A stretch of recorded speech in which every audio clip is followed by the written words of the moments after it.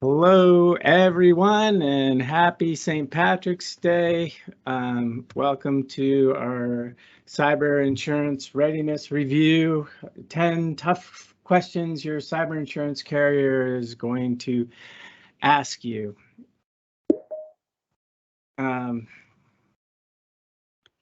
As we have people just coming in, so we're going to get started right away.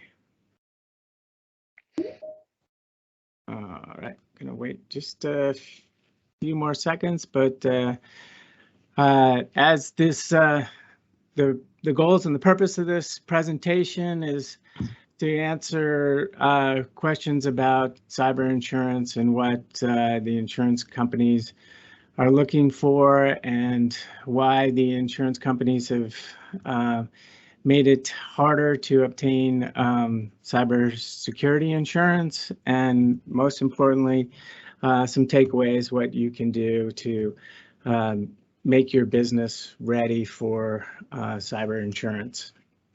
And we've assembled a really great team of experts, and I will introduce them, starting with myself. I'm Dave Wilson. I'm the founder of Invario Network Engineers.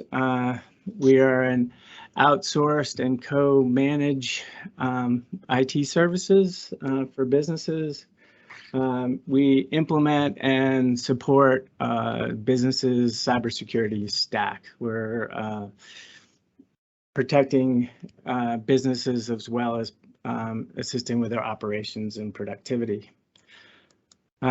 Next is Rob Fitzgerald. He's the founder and CEO of Arcas Risk Management.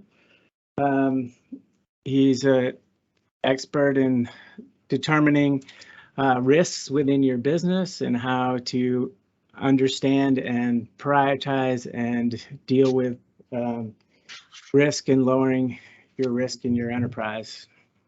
And finally, Chris Hawthorne, who is an insurance guru. He's with Cleary Insurance. He's an insurance broker, but holds licenses as an advisor, as an insurance producer, property and casualty underwriter, and certified insurance counselor.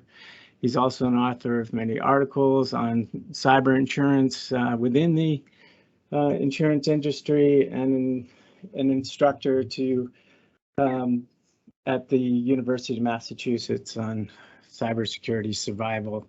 And as Chris, who's really understands the insurance industry and has noticed some big changes in how insurance companies are asking a lot more questions when it comes to obtaining cyber insurance. With that said, I'm gonna turn it over to Chris. And thank you, David. We are presenting this series on what you're going to be asked by your insurance carrier if you're applying for cyber insurance or if you are trying to renew. The landscape has changed significantly starting in August of 2021, when we had an implosion in cyber insurance carriers. What came to light was the losses had begun mounting up, and for years the insurance carriers had been offering fantastic programs at rather low rates, and they weren't asking all that many questions in terms of what you're doing to prevent yourself from sustaining a loss. They were basically saying, do you have Antivirus? Do you have a Firewall? And if you said yes to those things, you pretty much got a quotation. Those days are over, and now we're going to go through the questions you'll be asked, and it's more a matter of, will you get an offer for coverage or not, based on these answers. But before we get into that, for those who are not familiar with cyber insurance, just a moment on what the heck is cyber insurance. Cyber is a word that means many things to many people. And most of us remember cyber when it arrived with the big credit card breaches. And it was kind of a shame that it came on like that, because most businesses thought, well, that's not me. I don't have thousands and thousands of personally identifiable information stored. When that information was stolen, that was a breach. And the people would take that data and then they would sell it on the dark web. Well, that breach can still occur. But in today's cyber market, what we're seeing more and more of is that if they get in and they get your information, they'll encrypt it, and then they'll hit you with ransomware where they want a certain amount of Bitcoin paid to them. So that's problematic in many ways, but most importantly, it's very expensive, A, for the Bitcoin, and then B, to do all the things you need to do to comply with the law and get back up and running. So there's the cost for forensics, legal support, defending yourself, communicating with clients, public relations. There's the cost of the ransomware. And then there's also the cyber criminal activity of fund transfer fraud and cyber deception. And that's where somebody gets into your computer and they can start moving gates and money can start going sideways, either leaving or coming. Most importantly, though, is one of the parties doesn't get the money and the money's gone. And that can happen from people being inside your computer or somebody doing an impersonation of you or someone else to you. And then when you're shut down by a cyber attack, there's a loss of income that you experience. So that's just scratching the surface. But in general, that is what a cyber policy is designed to do, is to help you survive. But to get to that in policy, let's begin with the first question. And I'm going to ask Dave. The first question they're asking David is, do you or an outside source firm back up your data and systems off-site? Can you share with the group why that's important? Yeah, thanks, Chris. Yeah, the idea here is to make sure that you have the data, the information that is required to run your business in a location that is separate from your business. So if there was a catastrophic event around your office, you have the ability to continue operations by having your data stored in a different location. Thank you. So it goes without saying that that it's a good idea to duplicate your information. And for years, we asked people to back up their information on the old-fashioned peril of fire. What if your office burned down and all your computers were gone? So we wanted to have it off-site. Now we want it off-site to recover the information. And Rob, with that said, the insurance carriers are now saying, well, we also want you to back it up on-site. And can you share why is that? Absolutely. I think first, I think it's really hard for organizations, especially small and mid-sized organizations, to understand the full range of reasons why or risks that occur when data isn't backed up. And I'm a big believer in cloud backups. They can be very easy to manage. They can become seamless. But at the same time, we've worked on a number of incident responses, ransomware attacks.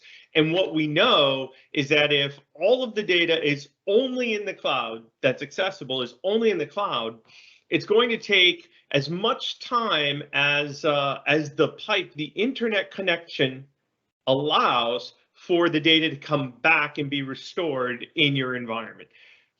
For key critical data, it's also important to have an on-site backup, ideally immutable, meaning it's not backed up it's backed up on-site in a place that you can restore servers, especially older servers. When organizations are hit with ransomware, Chris, one of the things that we see is that regardless of the scenario, if you have to make a payment and you have to restore data, you're still going to have to restore data even if you make the payment. It will just depend on how much. Oftentimes, for organizations that are running older end-of-life systems, Win 2000, an XP system, or even a 2012 system server that's running 2012. That can get corrupted when we're decrypting, and you're going to want to back up so that we can start to piece together as quickly as possible the information. And of course, having the data in two locations shows an insurance company that you're taking data protection seriously and that you're prepared should you need to be able to pull data. So, Dave, would it be fair to say that when a client comes to you and says, I want on-site backup, that you would set that up for them? Yes, and you want to have on-site backup as well as a copy of that elsewhere.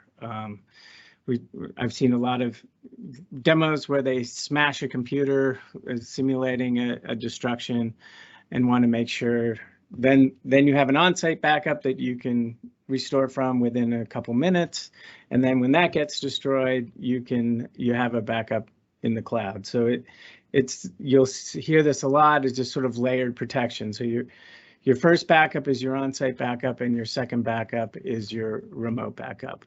The on-site being quicker to restore, and the off-site being more robust and less vulnerable.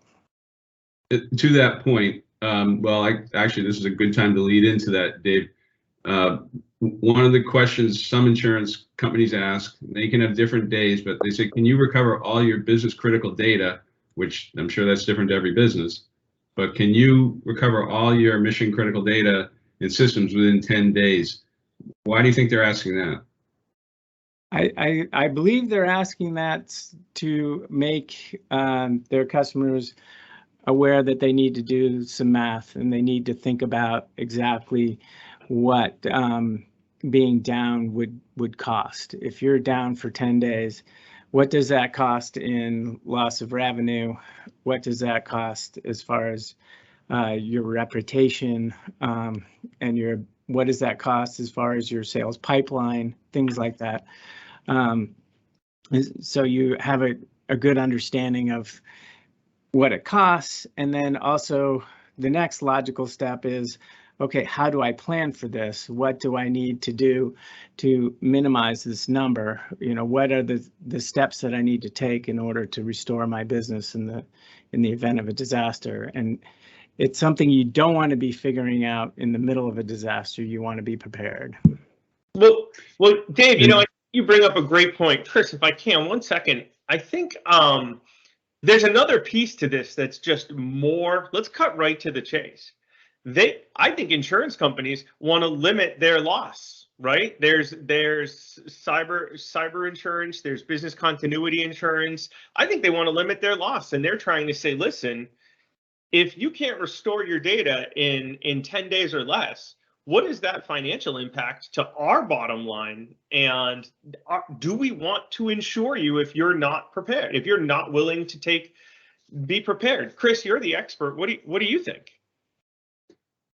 Yeah, the longer you're down, the larger the loss. And if you recall on the slide of what is cyber insurance, the one that I glanced off on the last point was business income loss.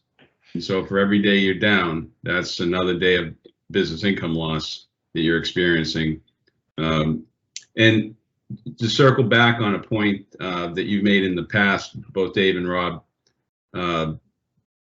maybe you touch on the fact that an on-site backup is a much faster backup than an off-site backup. Maybe you could explain why that is. Dave, do you want to go, or? No, go ahead.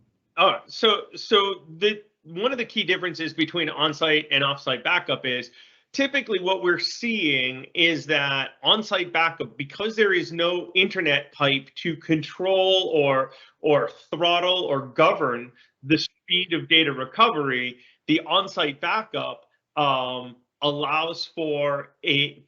allows for a faster recovery. However, one of the things that we're seeing more and more, especially in this sort of post-COVID, fairly remote world, I know there's a return to office happening in certain organizations, but is that there is no on-site, or the on-site is limited, in which case you have organizations that are building their environment completely in the cloud, or sharing cloud and on-prem or data center work, and that needs to be taken into consideration. So when you're thinking about your backups and working with Dave and the Invario team or your IT team, what you want to be thinking about is, how do we best place the backup solutions and then create a contingency if that backup solution isn't going to work for whatever reason it is.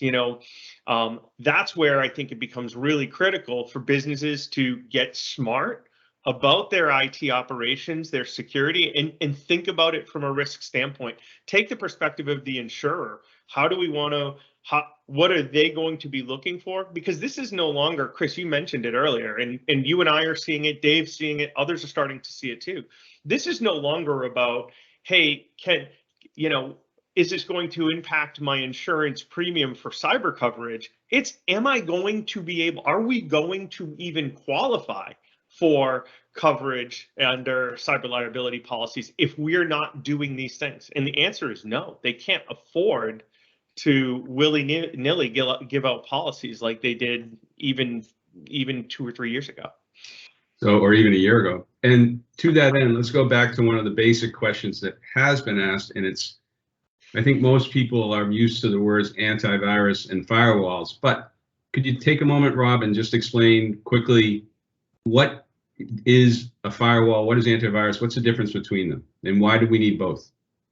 Okay, so the most simple, direct way to explain what a firewall is it's a doorbell. It's your front door. It's allowing traffic, internet traffic, or traffic from the internet to come into and leave your environment. So what a firewall is doing is saying, no, that's a bad website. That's a bad website. Let's try and control that. We don't want to let that in. Oh, hey, that's Chris coming in. Hey, here's a potential customer coming in. They want to go to the website. Perfect. That's what we want. So it's controlling as best it can the traffic that comes in and out of the organization. Antivirus is a program that is actively looking for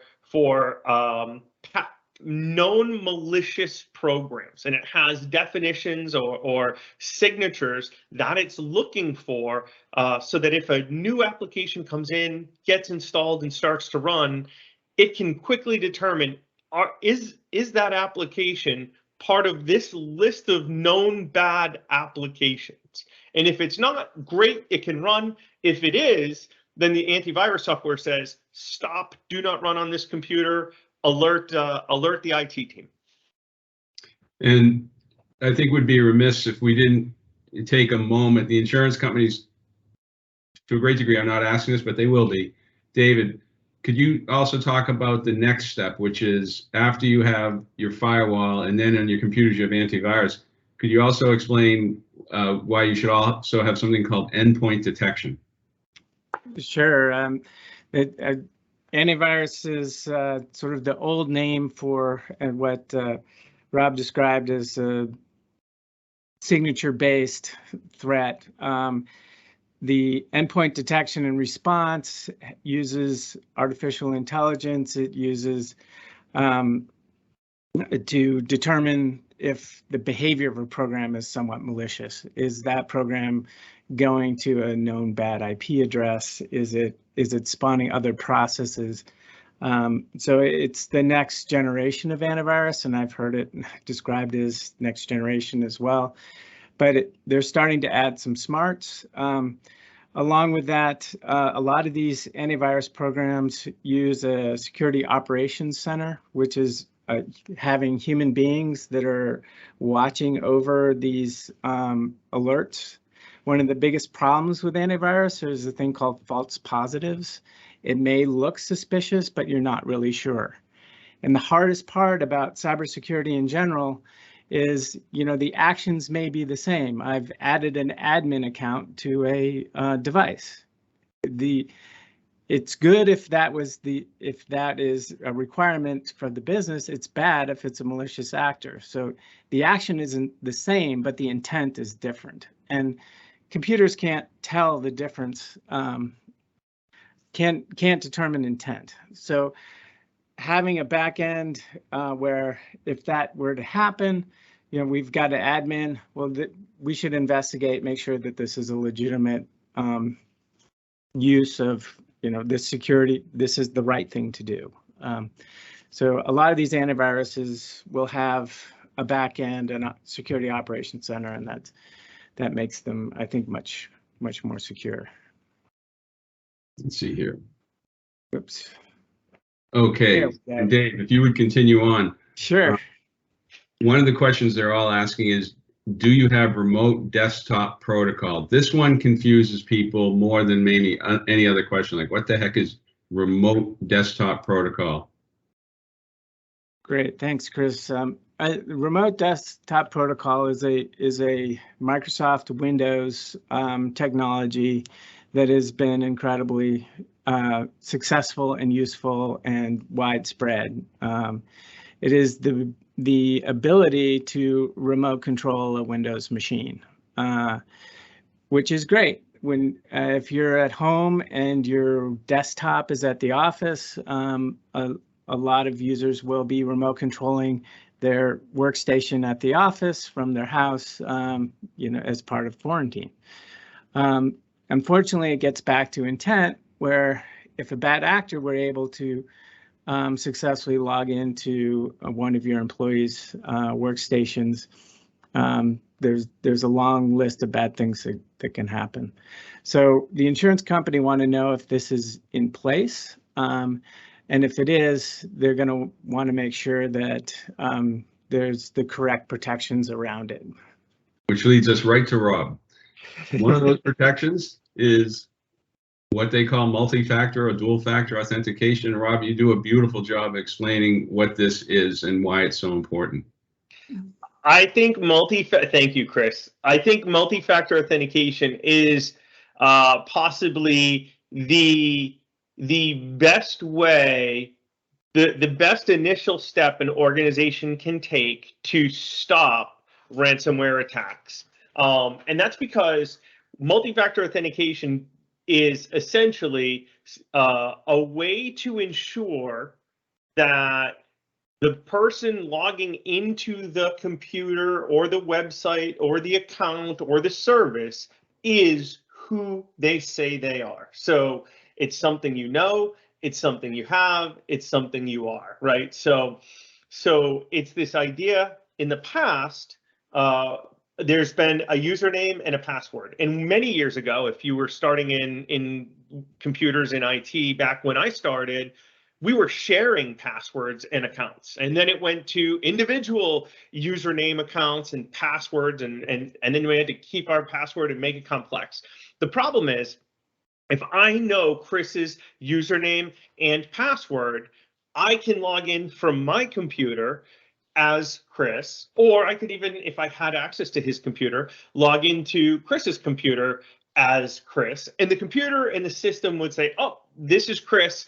It's not malicious Rob, it's Chris. Here we go. With multi-factor authentication, what happens is there's a program in between, an application that runs in between the logging in of the computer or the service or the network and the individual that sends a code or forces the individual to type in a code into the computer that is constantly changing. The code is constantly changing. So what happens is you have to know your username and password. You have to have access to the token or the phone that gives you the code, and you have to be able to then type the code into the computer, the code from the phone or the token into the computer.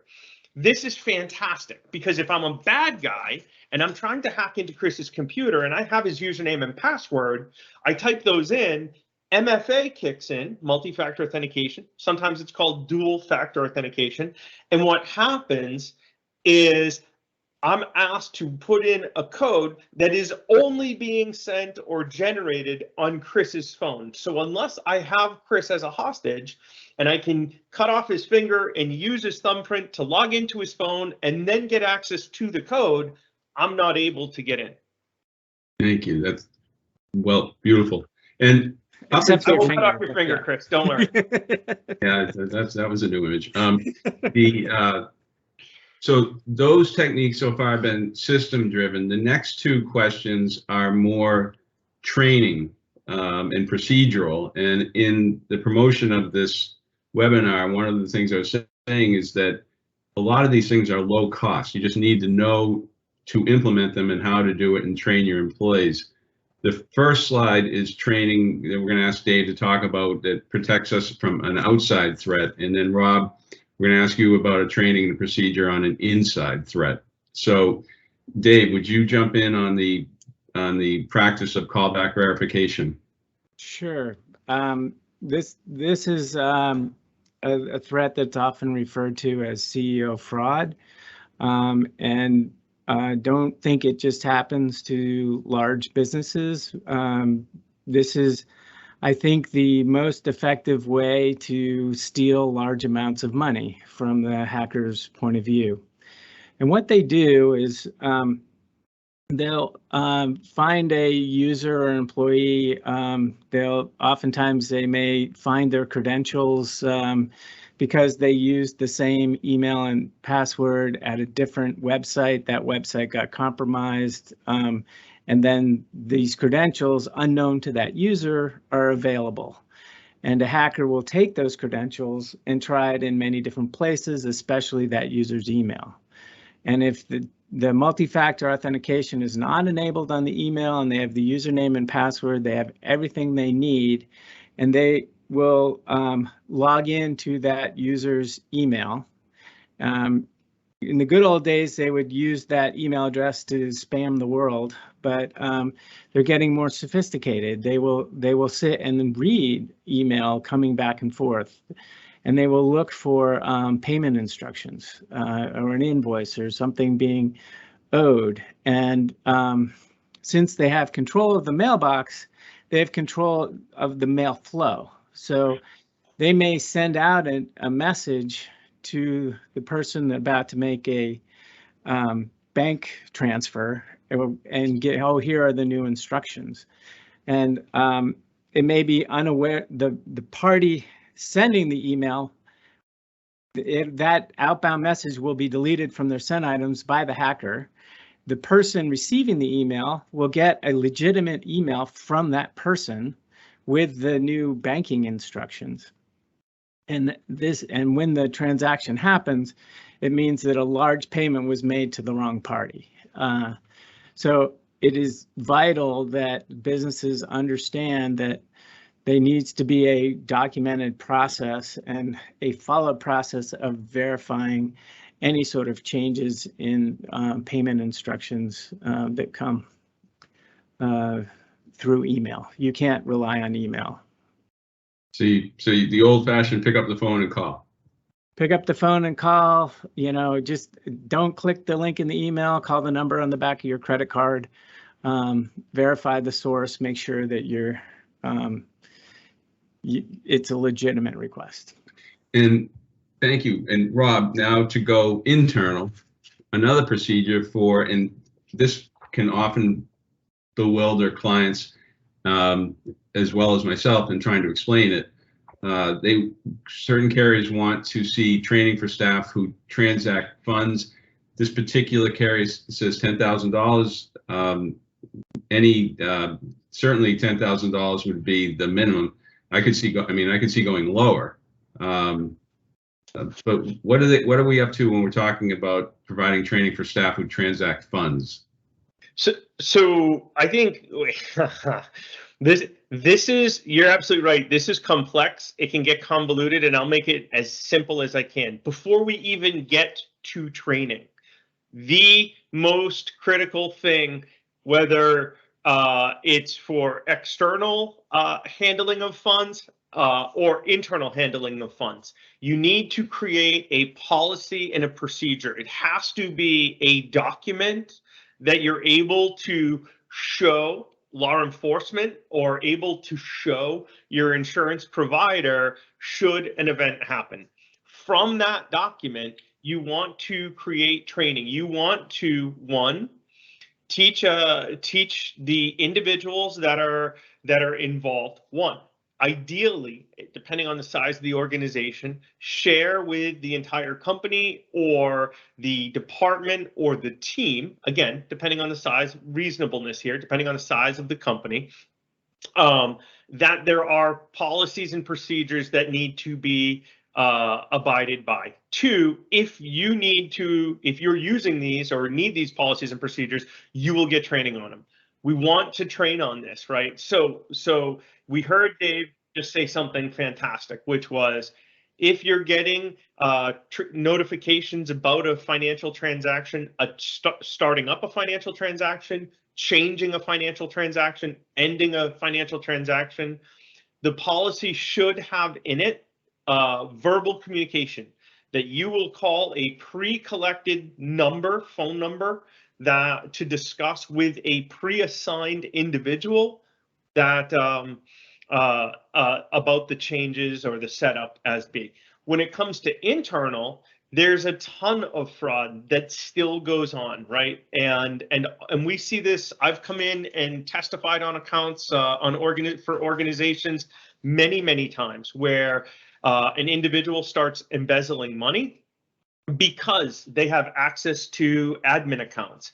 They're creating invoices and writing the checks for those invoices. They're partnered with another friend in their organization. Maybe it's a sibling, maybe it's a relative, maybe it's just a friend in the organization to track or overcompensate for returns. I've seen this where someone in the returns department, shipping warehouse department, is working with someone in accounts payable and saying, yep, we got 10 boxes when only they got 4.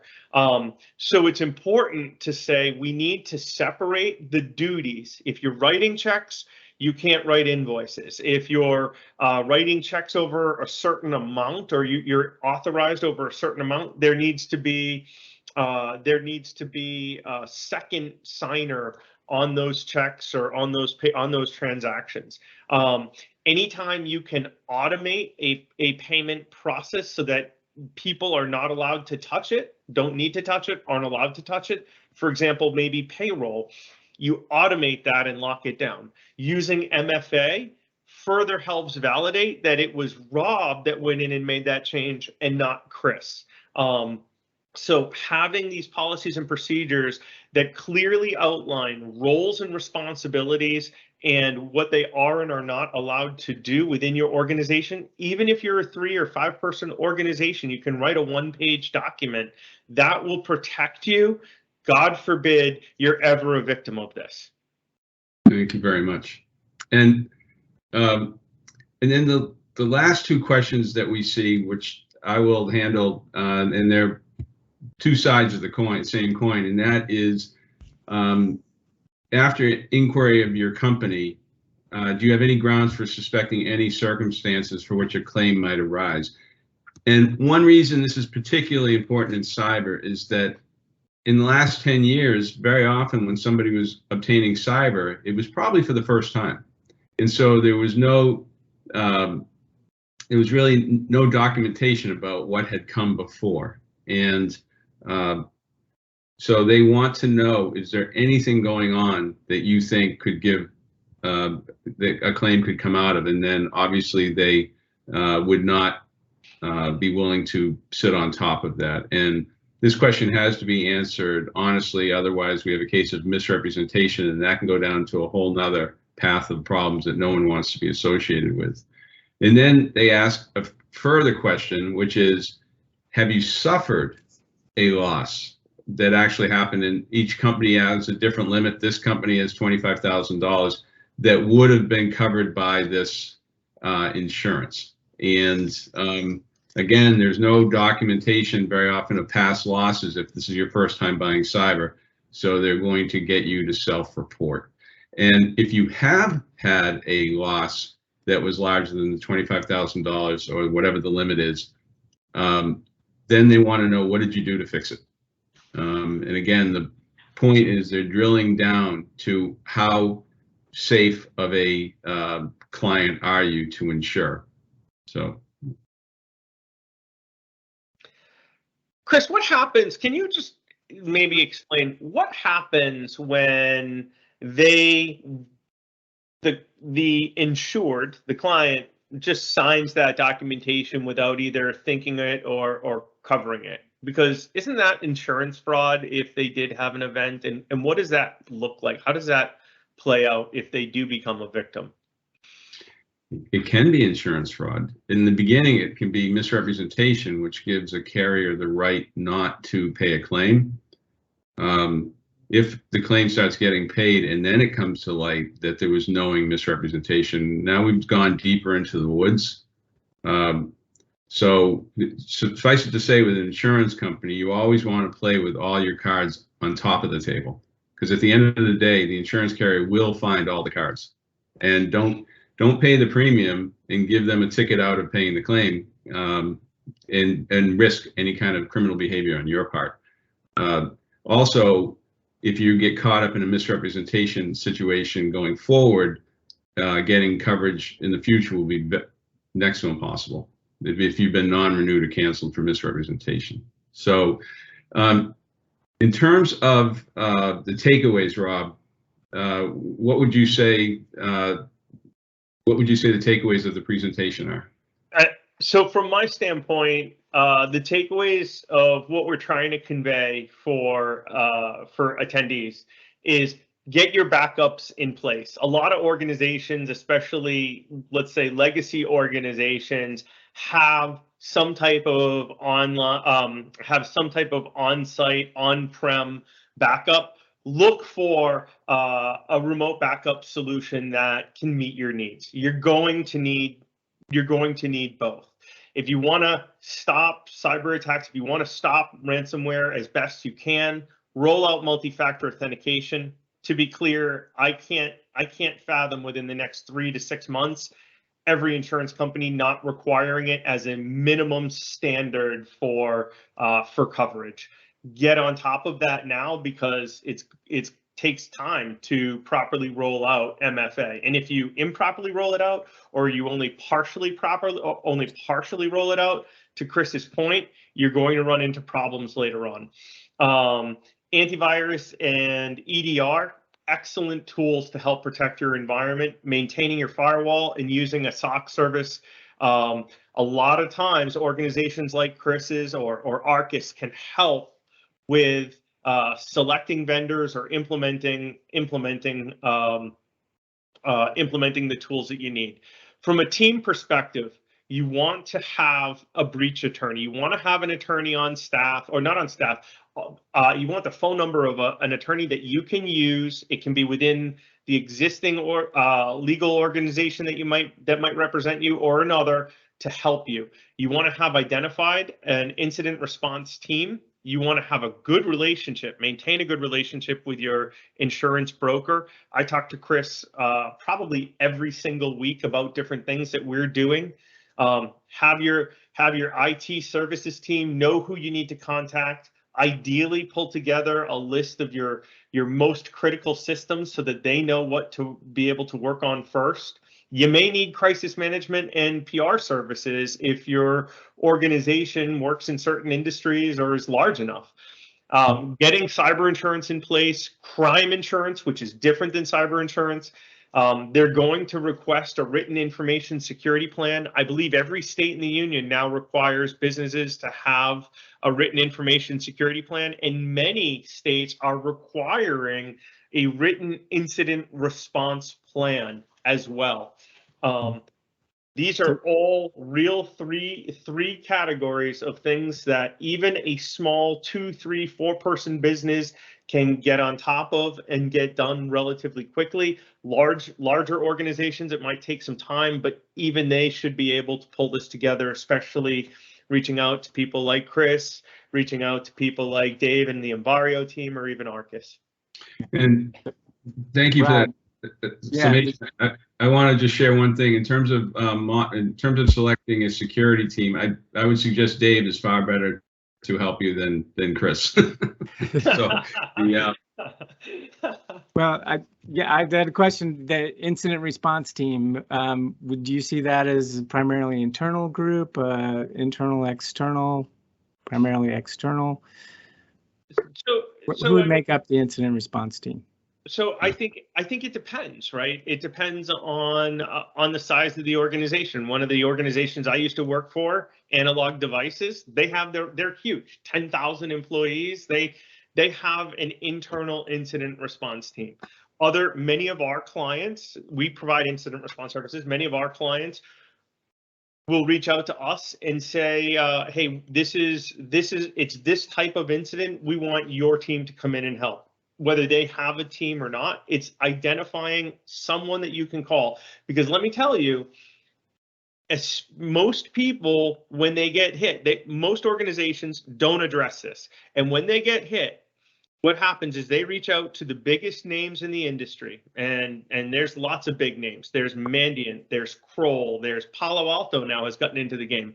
And if you're not already aligned with them, it's 6 to 8 to 10 to 12 weeks before they're going to be able to come in and help out your organization. So the reality is having, if you're a large organization and you need tier 1 Fortune 100 level support, paying those dollars up front and working with them is important. If you can use a mid-size service provider like us, or what will happen is you will have a relationship. When you call, you'll be able to get the support you need when you need it, not a month, 2, 3 months out. And quite frankly, if you do it correctly and you work with your insurer and your insurance broker, you'll have a very smooth process to walk through that will alleviate much of the decision making and wrangling that needs to happen when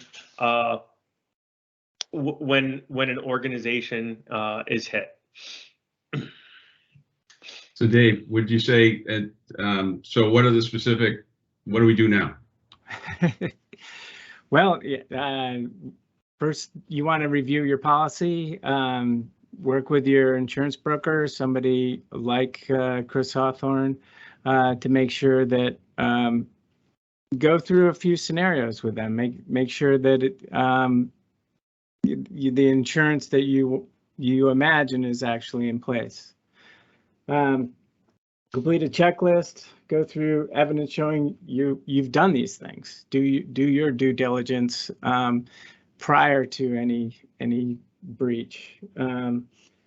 Look for solutions if you don't have any. Look for gaps. That's what Rob is very good at, is identifying where there may be some risks in your company. It's much better money spent to close these gaps is much better than money back after a breach from the insurance point of view. So an ounce of prevention is worth a pound of cure. So make sure that you're doing that. And lastly, the insurance company is asking for it. You want to have an incident response plan. It can be very complicated, but it needs to start simple. And the easiest way to start is just a contact list of the people you're going to contact. Usually starting with a lawyer that you already have some relationship with. This sets up a client-attorney privilege and is a good first step in any breach. But who are the other principal players? Who are your people? Where's your data? And how you're going to recover your business operations. Thank you. All right. And now we have some time for questions. I think Fran has been monitoring this and we'll have some questions possibly for us. Just a quick note, if there's anybody on the line that wants to ask an additional question, go ahead and type it into the chat. and we'll read it out. But we had some questions come in before the session. One of the first ones, we've been talking a lot about incident response plan. Am I going to have to provide a copy of my plan to the insurer? And I think, Chris, maybe if you could speak a little bit to that. It depends on the size of the business and who the carrier is. Some carriers will ask for your incident response plan, and some won't. But I'm guessing by this time next year, people are going to want to see it. Part of the reason that we're doing these webinars is to get this education out, because again, while not terribly expensive to do these things, it takes time. And so you want to be as far ahead of the insurance carrier as you can be. Great, thanks, Chris. Question for Dave. The age of your computer systems, is that an issue when it comes to cybersecurity? And is it something that, you know, we think the insurance carriers are going to be looking at? The insurance companies don't seem to ask specifically how old your equipment is, but if your equipment is outdated, it's probably vulnerable, and it's also less reliable. We think it's a best practice to have your workstations on a 5-year life cycle, and make sure that your firewalls and your switches and your backup drives and are not too old. Older software tends to have more vulnerabilities, and newer hardware tends to be more reliable. So that's more the on the prevention side, is to make sure that your systems are up to date, and making sure also that when you retire old systems that you actually turn them off. A lot of times we'll see, you know, well, we're not using it anymore, but it's in a closet and it's plugged in, and that old machine may still be running, may still be a point of entry into your network. So as far as you want to be constantly improving and adding new systems, but you want to make sure you're shutting down the old ones when they're no longer in use. Great, thanks, Dave. Another question, it's sort of a timely, when we were talking about the checklist, we were talking about crime insurance versus cyber insurance. What about cyber activity or cyber threats that are considered an active war, as they may be in some of the current situation with Russia and Ukraine? Would that be covered under my cyber policy, or do I need to take specific steps in that situation? So the basis of this question comes from a property exclusion, an age-old property exclusion of the peril of war, or the peril of earthquake or flood.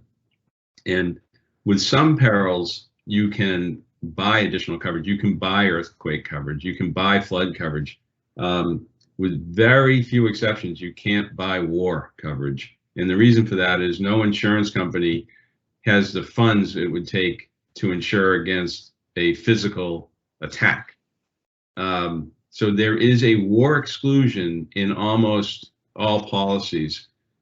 Now, there is a war exclusion in cyber policies, and Lloyd's of London has just started filing paperwork where they want to update their definition of war and cyber, because some of the courts are saying that cyber doesn't really fit in the war exclusion, and the insurance companies think, oh, yes, it does. And the intent is still the same. We can't handle an attack of a foreign government. So that is in play right now, and there's not a clear answer, Fran. But the intent of the insurance companies is to not cover loss from war. If I can, Fran, if I can just add something real quick to this, which Sure. addresses another piece. I think it's critically important for. All right, so I've worked with Chris for years, since probably the early 2000s, which makes us only 27 years old.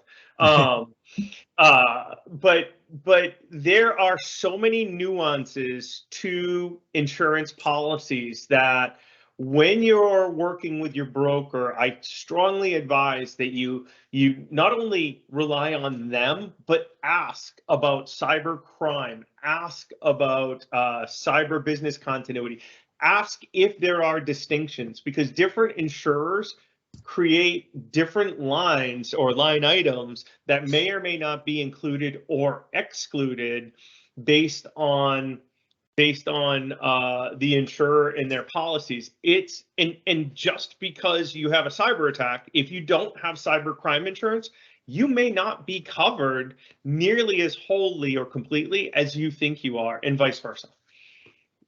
Do you agree, Chris? Absolutely. Absolutely. And with any insurance policy, the first place to read is the exclusions. That's a good note. That's a really good note. That's yeah. It'll get your attention. That's a great point, Chris. And then I'm going to end with this final question. You know, what would be your top tip, Chris, for somebody who's looking to purchase or renew their cyber policy? Dave said it, you know, an ounce of prevention is worth a pound of cure. I would say multiply that by 10 or 100. So prepare, prevent, and plan to recover is absolutely critical.